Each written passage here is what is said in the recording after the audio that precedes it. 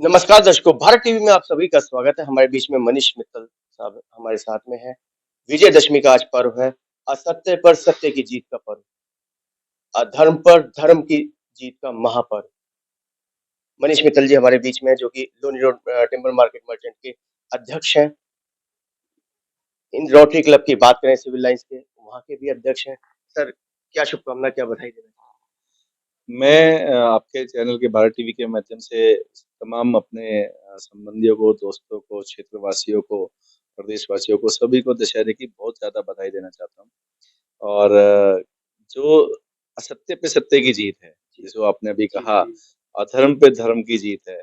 ये जो है इस हमारे पूरे प्रदेश को इसकी बहुत ज़रूरत है। और ऐसा मैं मानता हूँ कि असत्य पे सत्य की जीत अब होना ज़रूरी है। जी। हमारा प्रदेश जो है इसको बहुत झेल रहा है, तो इसके लिए अब असत्य पे सत्य की जीत की बहुत सख्त ज़रूरत है। मनीष जी, द्वापर युग की बात करें, त्रेता युग की बात करें, वहाँ पर धर्म की स्थापना हुई। आज कलयुग चल रहा है 2023। क्या मानते हैं, कहाँ हम खड़े मैं आप देश की बात कर रहे हैं या प्रदेश की हैं? बात मैं कर देश रहे की बात हैं? एक्चुअली में क्या है कि जो लोगों के अंदर में एक नेगेटिविटी बहुत ज़्यादा क्रिएट हो रही है। जी, जो एक लोगों जो सबसे बड़ी कमी है, वो है न्यूक्लियर फैमिली। जी, न्यूक्लियर फैमिली। अब समस्या कहाँ है कि माता-पिता है, उनका एक बच्चा है। उस बच्चे के ज़रा-सा खून में खून भी कट जाता है, खून निकल जाता है, तो माता-पिता उसको इतना ज़्यादा परेशान हो जाते हैं कि पता नहीं क्या हो गया मेरे को, क्योंकि एक बच्चा जानते हैं। बिल्कुल। अब वो जो है, वो बच्चा इतने लाड-प्यार से पलता है कि वो जो है, कभी भी किसी की समानता नहीं समझता है, किसी का सम्मान नहीं समझता है। तो ये जो न्यूक्लियर फैमिली है, इसकी वजह से मैं मानता हूँ कि हमारे देश के अंदर में बहुत बड़ी कमी आती जा रही है। तो परिवार होना बहुत ज़रूरी है। अगर आप भरा पूरा परिवार है, आपके रिश्ते हैं मामा का, चाचा का, ताऊ जी, का, मौसी का, जो आज हम विलुप्त होता जा जी, रहा है जी, देश जी। के अंदर में से, वो मैं मानता हूँ कि वो देश में एक बहुत बड़ी कमी आती जा रही है। जिसकी वजह से कलयुग, अगर मैं आपको सोशल बातों की बात जी, कर रहा हूँ, जी, मैं जी, राजनीतिक बात की नहीं। बिल्कुल, बिल्कुल। जब कलयुग अपने चरम पे पहुँचता जा रहा है, जी, जिसकी वजह से चीज़ों में हमारे वेस्टर्नाइज़्ड कल्चर आ रहा है। जी। जी। आज देखने में आ रहा है, रामलीला देखने तो ज़रूर जा रहे हैं, मगर उसको जीवन में, अपने जीवन में उतारने के लिए कोई प्रयास नहीं हो रहा। नहीं, ऐसा केवल नहीं हम है। मंचों से कह रहे थे मर्यादा स्थापित करने आए प्रभु श्री राम, मर्यादा। आज खुद की बात करें, मर्यादा कहाँ है? एक्चुअली में ये ईगो है। ये लोगों के बिल्कुल अंदर में ठीक है। ईगो है।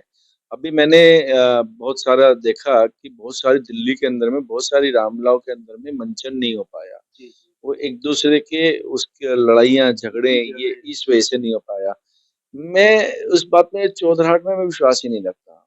मैं तो मेरा जो मकसद है कि आदमी को, प्रत्येक व्यक्ति को हर रामलीला में या हर मंच पे काम करने के लिए आगे आना चाहिए। चौधराहट किस चीज़ की चाहिए? बिल्कुल ठीक है है। ना? आप काम करिए ना, आप क्षेत्र में काम करिए, आप कार्ड अप्र पे नाम नहीं है तो नाराज़ हो गए, होर्डिंग पे नाम नहीं है तो नाराज़ हो गए, फ़ोटो नहीं है, नाराज़ हो गए। हाँ, तो छोटी हो गई, बड़ी हो गई, इसकी लड़ाई।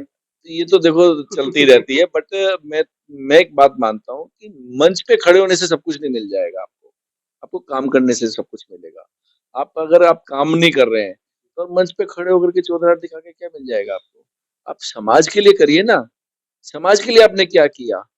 ये खाली जो है मंच पे खड़े होकर के भाषण, बहुत सारे लोग जो है जी, वुमेन एम्पावरमेंट पे बात करते हैं, मंच पे बातें जी, जी, बोलते हैं, जी। अपने-अपने समाज की बातें बोलते हैं कि मैं ब्राह्मण समाज का नेता हूँ, मैं अग्रवाल समाज का नेता हूँ। करते क्या हैं? बिल्कुल ठीक। अपने समाज के लिए क्या करते हैं?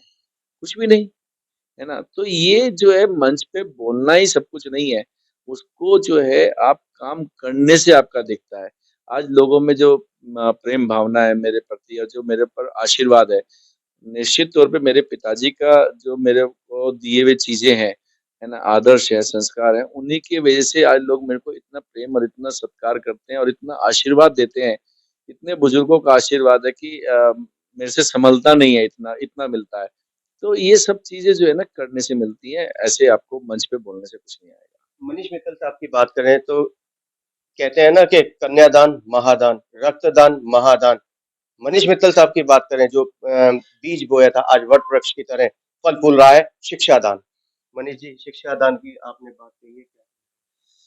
देखिए शिक्षादान पे मैं लाइब्रेरी के माध्यम से, नीरज मित्तल चैरिटेबल लाइब्रेरी के माध्यम से नित्य मेरे पिछले 2008 से मेरी लाइब्रेरी चल रही है और वो जो है ओनली फॉर गर्ल्स है, वुमेन एम्पावरमेंट में मैं काम करता हूँ। और उसके अंदर में आगे आने वाली चीज़ों में मैं बहुत चीज़ों का प्रयास कर रहा हूँ, जब चीज़ें प्लेटफ़ॉर्म पे आएँगी मैं उसके बारे में तब बोलूँगा। फिलहाल के लिए मेरे पास तकरीबन 70-80 बच्चे, लड़कियाँ रोज़ पढ़ने आती हैं, मात्र ₹2.5 रोज़ मैं उनसे लेता हूँ और तकरीबन 8 से 10,000 बच्चे मैं मानता हूँ कि मेरे लाइब्रेरी के माध्यम से गवर्नमेंट जॉब में या फिर प्राइवेट जॉब में लग चुके हैं। मैं उनका प्लेसमेंट का भी काम करता हूँ। जैसे एक बच्ची थी उसमें कैलिबर था, पर लेकिन कहीं जॉब नहीं लग पा रही थी, तो मैंने अपने संस्था में उसको जॉब दे दी।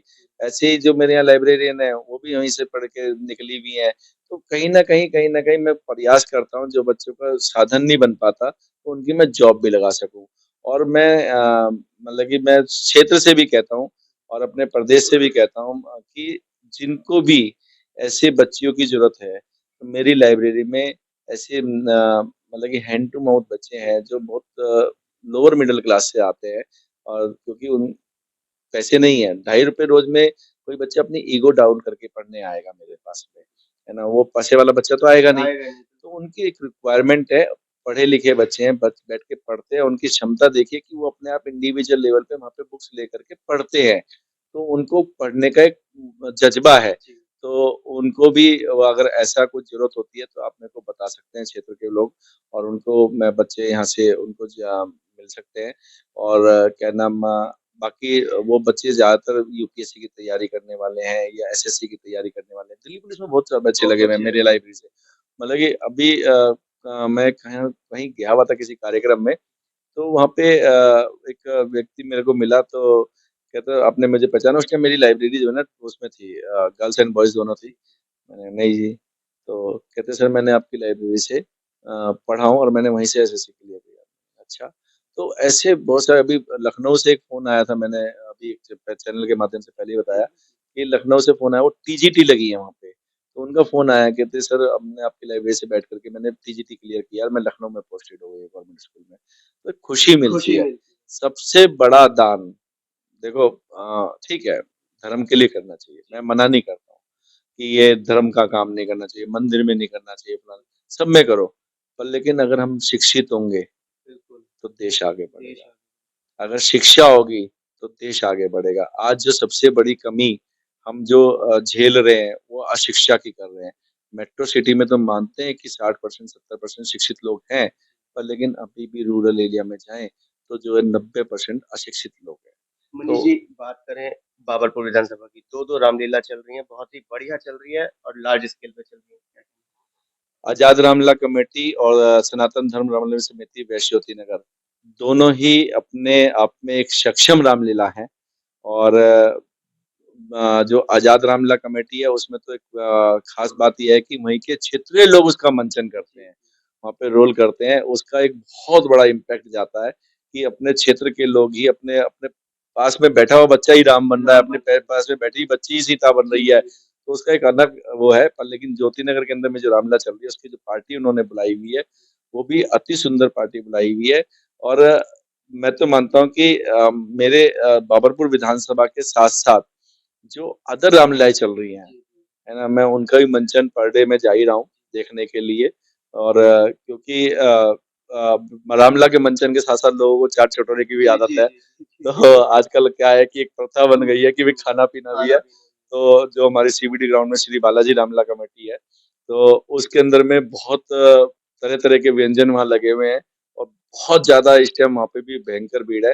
तो सभी को रामलीलाओं को सभी इस आयोजन समितियों को बहुत-बहुत बधाई कि उतना अच्छा आयोजन और बिना किसी रोक-टोक के, बिना किसी मतलब कि विघ्न के वो सारे आयोजन पूरे हुए। सभी सभी आयोजन समितियों को जितनी भी रामलीला दिल्ली के अंदर में या देश के अंदर में चल रही है, सभी को बहुत-बहुत बधाई और मैं साथ-साथ ये भी कहना चाहता हूँ कि धर्म का आयोजन होना चाहिए, पर लेकिन उसके अंदर में किसी भी तरीके का ये जो मंच पे खड़े होकर के और क्या नाम चौधार दिखाने का वो नहीं होना चाहिए, काम करने का जज़्बा होना चाहिए। उससे कोई मतलब नहीं होना चाहिए कि मैं मंच पे ही चलूँ, आप काम करिए ना सोशल काम करिए।